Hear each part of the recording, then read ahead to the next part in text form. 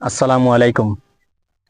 শুরুতেই সবাইকে দ্বিতীয়বারের মতো স্বাধীন হওয়া বাংলাদেশের বিজয়ের শুভেচ্ছা ও অভিনন্দন।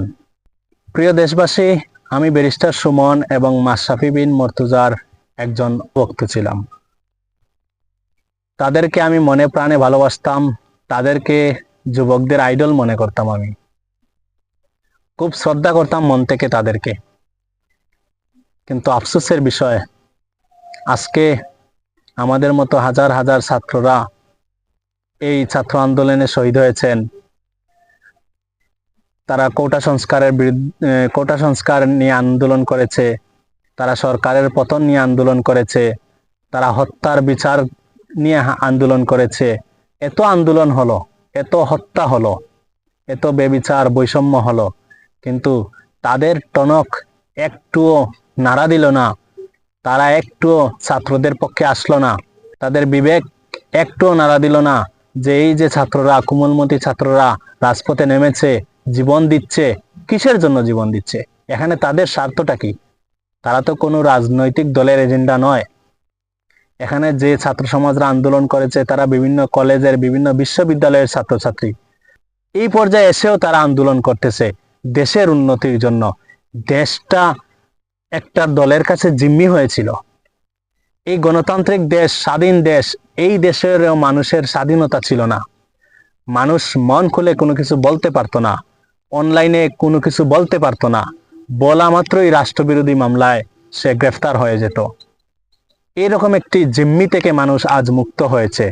কিসের কারণে? এই আন্দোলনের কারণে। কিন্তু আফসোসের বিষয়, এরকম একটি আন্দোলনে আমরা যাদেরকে আইডল মনে করতাম, যাদেরকে মনে করতাম অন্যায়ের বিরুদ্ধে সোচ্চার হয়ে লড়েন, তাদেরকে আজকে আমরা খুঁজে পেলাম না।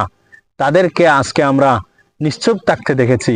যার কারণে এই ব্যারিস্টার সুমন, মাশরাফি বিন মর্তুজা, সাকিব আল হাসানদের মতো যারা তারকা রয়েছেন, তাদেরকে আমরা বয়কট করলাম। তাদেরকে আমরা ঘৃণার পাত্র হিসেবে চিহ্নিত করলাম।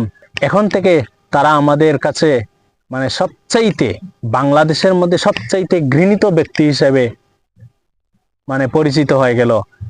তবে তাদের জন্য আমার একটু আফসোস হয়, সেটা হচ্ছে আজকে যদি তারা আমাদের পক্ষে থাকতো, ছাত্র সমাজের পক্ষে থাকতো, এই আন্দোলনের পক্ষে থাকতো, তাহলে আজকে কিন্তু দেশকে নেতৃত্ব দিত তারাই। কারণ আজকের এই তরুণ সমাজরা, এই তরুণ ছাত্রদলরা কিন্তু তরুণ নেতৃত্ব চায়, তরুণদেরকে বাংলাদেশের আসনে বসাতে চায়।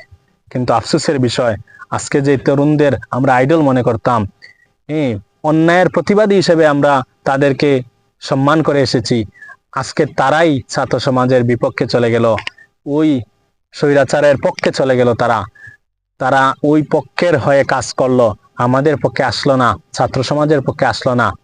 এতে আমাদের কোনো দুঃখ নেই, আমাদের কোনো কষ্ট নেই, কারণ ক্ষতিটা তাদেরই হয়েছে। শেষ পর্যন্ত আমরাই জয়লাভ করেছি। আমাদের ছাত্র আন্দোলনের যে আবু সাইদ ভাইরা, মীর মুগ্ধ, ফয়সাল, শেখ আসাবুল সহ, তাহমিদ সহ যারাই শহীদ হয়েছেন, প্রত্যেকের এই রক্তের বিনিময়ে আজকে আমরা এই স্বাধীন একটি দেশ পেয়েছি।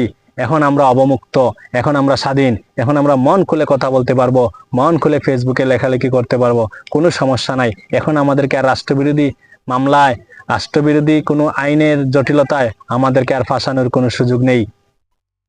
কিন্তু আফসোসের বিষয়, দুঃখের বিষয় হচ্ছে, আমরা স্বাধীন হয়েছি, আমরা মুক্ত হয়েছি, কিন্তু মাশরাফি বিন মর্তুজা আর ব্যারিস্টার সুমন বলেন আর সাকিব আল হাসান বলেন, তারা কিন্তু আজ মুক্ত হয়নি। তারা কিন্তু দেশের কাছে একটা ঘৃণিত পাত্র হিসেবে পরিচিতি লাভ করেছে। তারা যেই জায়গায় তারা আজকে নেতৃত্ব দেওয়ার কথা ছিল, তাদের একটা সুযোগ কিন্তু এসেছিল বলা যায়। তারা কিন্তু তাদের লাইফের একটা বড় একটা সুযোগ মিস করেছে। আজকে যদি তারা আমাদের পক্ষে থাকতো, তাহলে এই যে আমরা এই সামনে যে নতুন করে যে নির্বাচনটা হবে, বা বর্তমানেও যে অন্তর্বর্তীকালীন সরকার গঠন হচ্ছে, এখানে কিন্তু তাদেরকে রাখা হতো, তারাই আজকে নেতৃত্ব দিত। কিন্তু তারা সেই সুযোগটা মিস করলো নিজের দোষে, নিজের ভুলের কারণে আজকে তারা তাদের এই সুযোগটা হাতছাড়া করলো। সুযোগ বারবার আসে না, আর যখনই আসে তখনই সেই সুযোগটাকে লুফে নিতে হয়। কিন্তু আফসোসের বিষয়, তারা এই সুযোগটাকে কাজে লাগাতে পারলো না। তারা তাদের এই সুযোগটাকে নিজের ভুলের কারণে আজকে মিস করলো তো করলোই, সাথে সাথে এই জনগণের সামনে তাদের যে প্রকৃত মুখোশটা রয়েছে সেটা কিন্তু উন্মোচন হয়ে গেছে। জনগণের সামনে তারা তাদের এই আসল চেহারাটা প্রকাশিত হয়ে গেছে। তারা এখন ঘৃণার পাত্র হিসাবে পরিচিতি লাভ করেছে।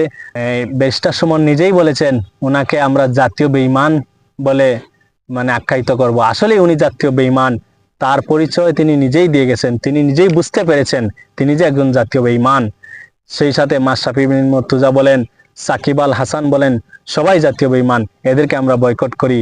আর এই মাশরাফি বিন মুর্তজার জন্য আমরা মাঠে ময়দানে কিনা আন্দোলন করেছি তাকে জাতীয় দলে নেওয়ার জন্য।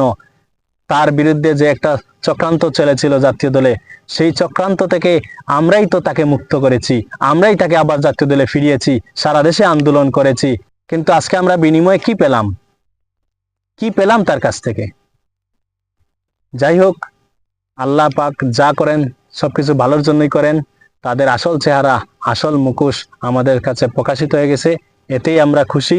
আমরা বুঝতে পেরেছি তারা কি আসলে তারা কি চায়, তা আমরা বুঝে গেছি, আমরা জেনে গেছি। তাই আসুন আমরা তাদেরকে বয়কট করি, তাদেরকে আমরা আনফলো করি। তাদের যে ফেসবুক পেজ রয়েছে, তাদের যে ইউটিউব চ্যানেল রয়েছে, সেগুলাকে আমরা আনসাবস্ক্রাইব করব। তাদের চ্যানেলে ঢুকে রিপোর্ট করবেন, ব্লগ দিবেন। তাদেরকে তাদের কোনো অস্তিত্ব এই বাংলাদেশে রাখবেন না, অনলাইনে রাখবেন না। যা কিছু আছে, যত ভিডিও আছে, পেজ আছে, চ্যানেল আছে, সব কিছুতে আনফলো দিয়ে, আনলাইক দিয়ে, তারপরে এই আনসাবস্ক্রাইব করে, রিপোর্ট দিয়ে, ব্লগ দিয়ে তাদেরকে তছনছ করে দিবেন। কোনো চিহ্ন রাখবেন না তাদের কোনো চিহ্ন রাখবেন না বাংলাদেশে। এটাই আমার আবদার দেশবাসীর কাছে, ছাত্র ভাইদের কাছে। তো সবাই ভালো থাকেন, সুস্থ থাকেন। যদি আমি ভুল কিছু বলে থাকি তাহলে ক্ষমা সুন্দর দৃষ্টিতে দেখবেন, এবং আমার কথাটুকু কতটুকু যৌক্তিক বা সত্য তা অবশ্যই আপনারা কমেন্ট করে জানিয়ে দিবেন। আসসালামু আলাইকুম।